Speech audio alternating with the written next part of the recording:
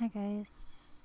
Today we're going to be talking about Sins of the Stone by Morella Moon, and this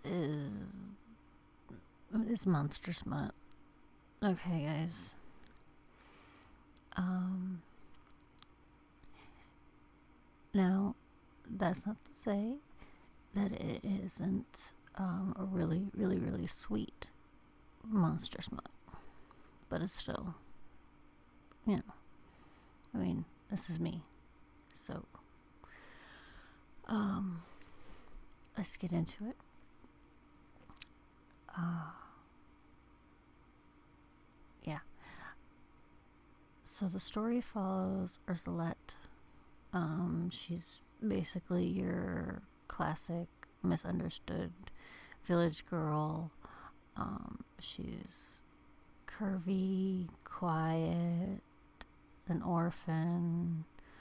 Um, she loves reading.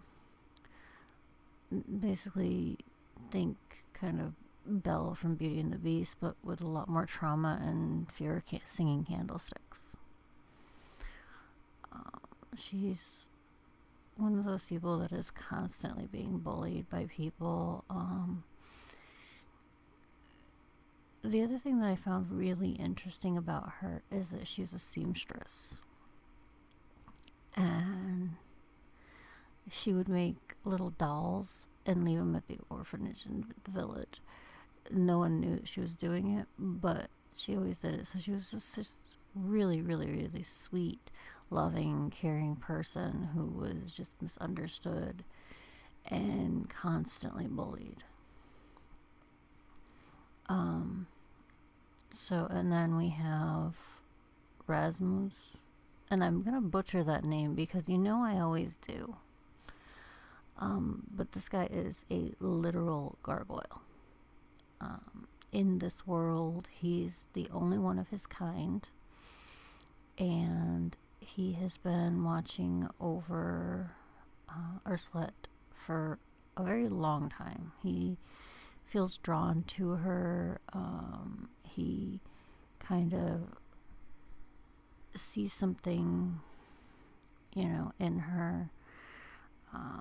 He is this big, broody, but respectful.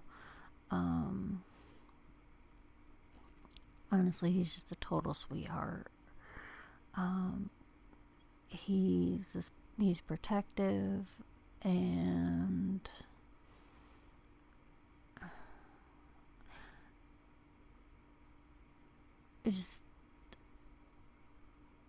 you just love him. There's no other way to describe it. He's just this big softy who's willing to do whatever he wants for her, you know. It is kind of a slow burn with a forced proximity kind of thingy.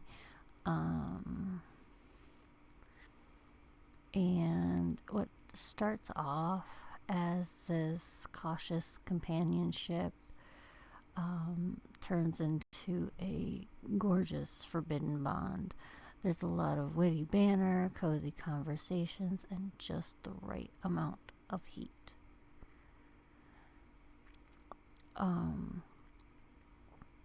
Also, the fact that Rasmus just wanted to learn her name just to add it to his vocabulary. I mean, really? That's just, I don't even know how to say.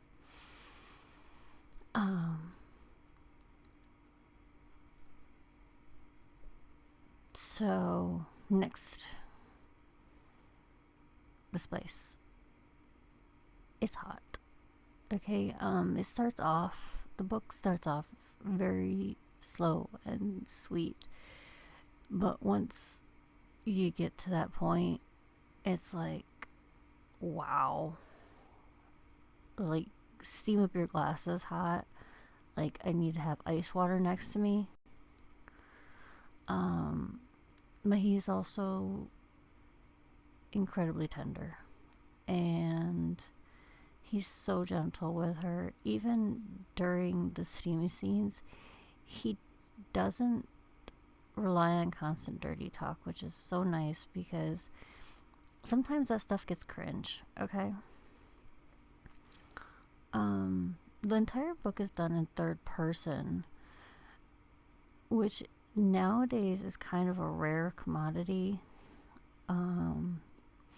But it was done in such a good way, with great pacing, and the world building was done just well enough to make everything feel so immersive. I just really enjoyed it. So we also have, I'm kind of all over the place today. Sorry, guys. So Ursulette is this. She's brave. She's independent. She's relatable. Especially if you have ever been the weird girl at school. And in one scene, she takes and shares her love of reading, and yeah, it was just kind of like, oh, it's so sweet.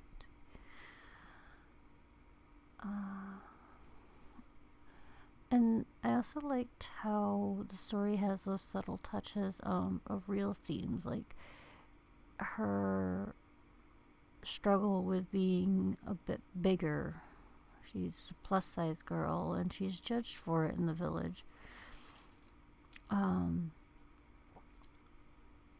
Part of the plot is that her entire village is destroyed, and she deals with this. She has to go through all of the grief that she's dealing with, along with finding her person, well, her monster. Okay, let's be honest. It's not her person, it's her monster.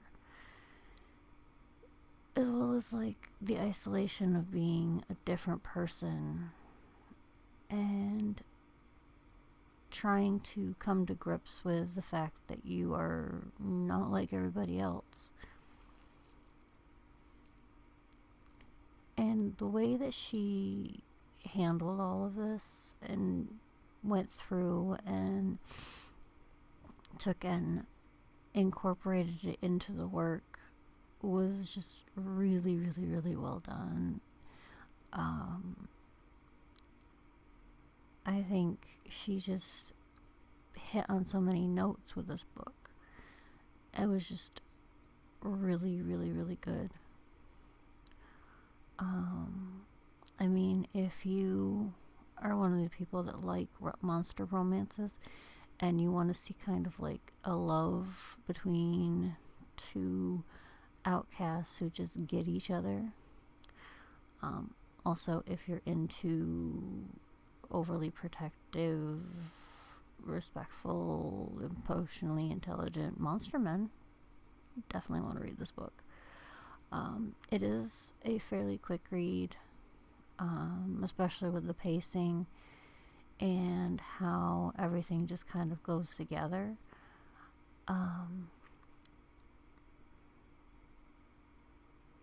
Once I got into it, it was a quick read. Lately I've been having some focus issues, so for me it wasn't as quick a read as it could have been. But I mean, it's only 178 pages, so I mean, it's not that crazy.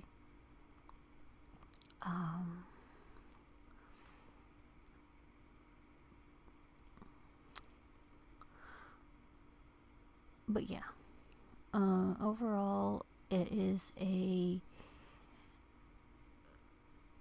really,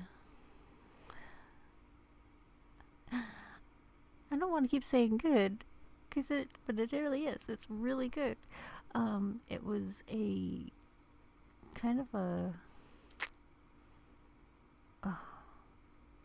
it was,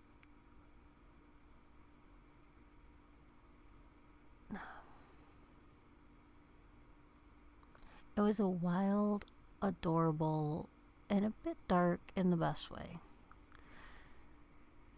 So, anyway, if you're looking for a monster smut book with kind of a little bit of a slow burn, lots of smut and spicy bits, definitely pick this up. If you do and you like it, let me know in the comments. And if you have any other monster smut recommendations, I'm kind of on a kick, so definitely leave those recs in the comments as well. I will catch you on the next one later. Bye bye.